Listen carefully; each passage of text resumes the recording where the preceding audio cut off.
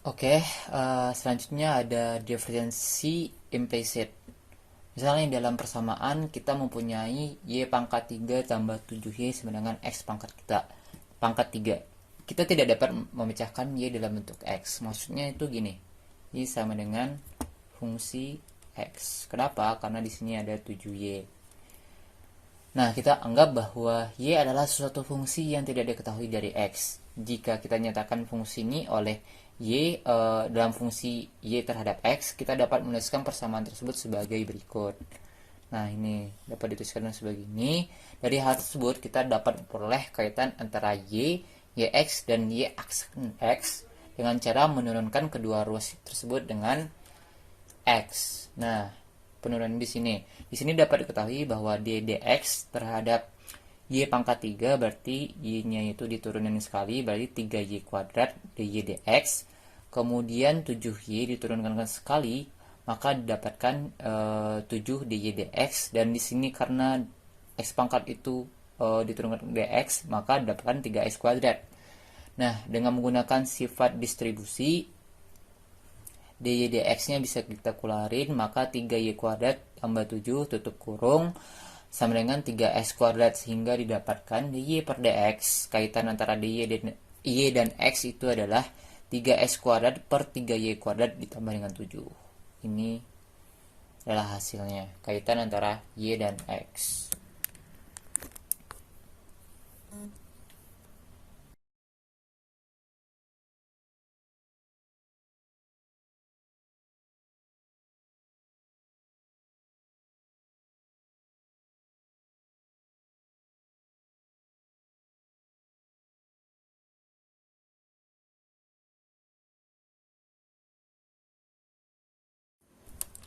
Oke, di sini ada contoh soal, carilah dy per dx jika x kuadrat tambah 5y pangkat 3 sama dengan x plus 9.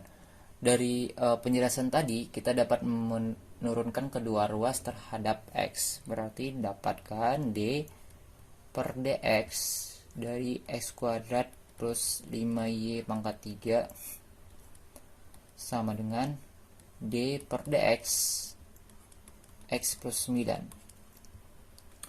Turunan x kuadrat terhadap x itu adalah 2x ditambah 3 kali 5, 15 y kuadrat dy per dx. Ini jangan lupa ditulis. Kemudian turunan x terhadap dx adalah 1 dan 9 itu adalah 0 karena itu merupakan konstanta.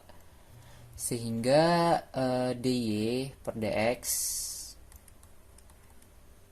sama dengan 1 dikurang dengan 2x dibagi dengan 15y kuadrat. Sehingga inilah nilai dari dy dx.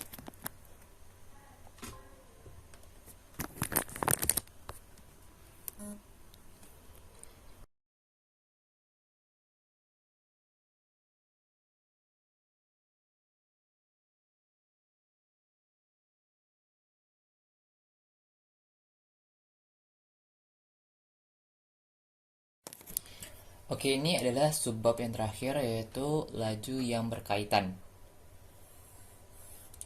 Jika suatu variabel y bergantung pada waktu t, maka turunannya yaitu dy per dt disebut dengan perubahan saat. Jika y itu adalah jarak, maka laju saat ini disebut dengan kecepatan. Sebenarnya masih banyak lagi ragam laju sesaat, seperti laju air mengalir dalam ember, laju membesarnya luas pencemaran minyak, dan sebagainya.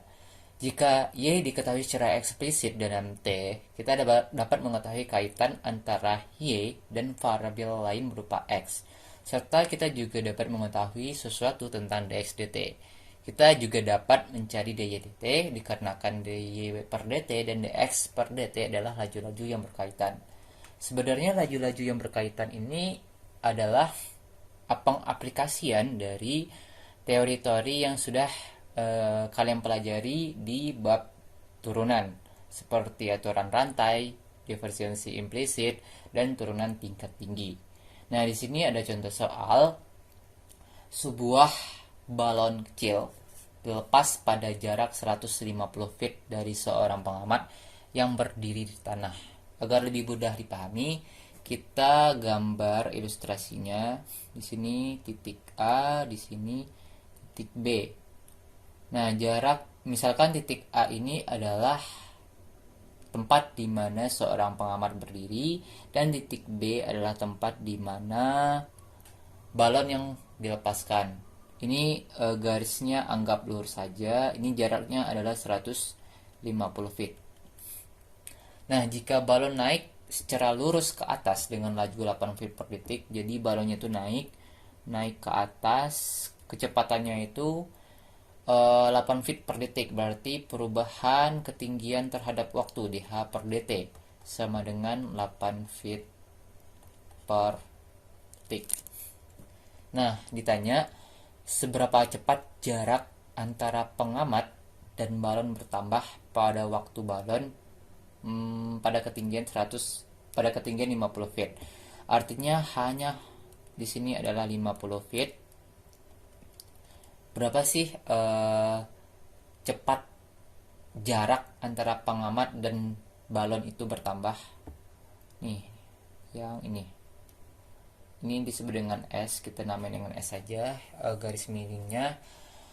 Seberapa cepat sih jarak dari pengamat A ke puncak di mana balon ini berada itu bertambah kecepatannya. Nah, di sini kita tahu ini adalah segitiga siku-siku, yang mana untuk mencari jarak antara pengamat dengan balon yang berada pada ketinggian 50 feet dapat menggunakan Pythagoras, yaitu S kuadrat sama dengan 150 kuadrat ditambah dengan 50 kuadrat, sehingga jaraknya bisa didapatkan akar dari 150 kuadrat tambah 50 kuadrat. Nah, hasilnya itu didapat 50 akar 10. Ini adalah jarak dari pengamat ke balon yang berada pada ketinggian 50 feet. Oke, selanjutnya kita juga tahu nih bahwa persamaan S kuadrat itu sama dengan H kuadrat ditambah dengan 150 kuadrat. H-nya adalah ketinggian, kemudian S-nya itu jarak pengamat ke balonnya, dan 150 adalah jarak dari pengamat ke titik awal balon dilepaskan. Nah, jika kita diferensiasikan secara implisit terhadap T dan menggunakan aturan rantai, ini kita turunkan terhadap T dua ruasnya, maka D per dt S kuadrat sama dengan D per dt H kuadrat ditambah dengan D per dt 150 kuadrat. Nah, kita turunin nih, bakal dapat 2S ds per dt sama dengan 2H dH per dt. Nah, karena ini adalah konstanta, maka hasilnya adalah 0.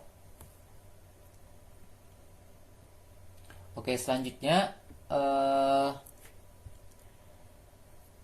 H ini adalah ketinggian, nilainya udah diketahui. dH per dt ini adalah kecepatan dari balonnya naik ke atas, juga udah diketahui, yaitu 8 feet per detik. Kemudian S ini adalah jarak dari pengamat ke balon yang berada pada ketinggian 50 feet. Ini kita juga udah mengetahui. Nah, yang ditanya pada soal itu kan cepat jarak antara pengamat dan balon bertambah. Artinya adalah perubahan S terhadap waktu. Karena yang tanya adalah kecepatan, maka ini adalah hal yang kita cari, sehingga ds per dt sama dengan 2h 2 dikali 8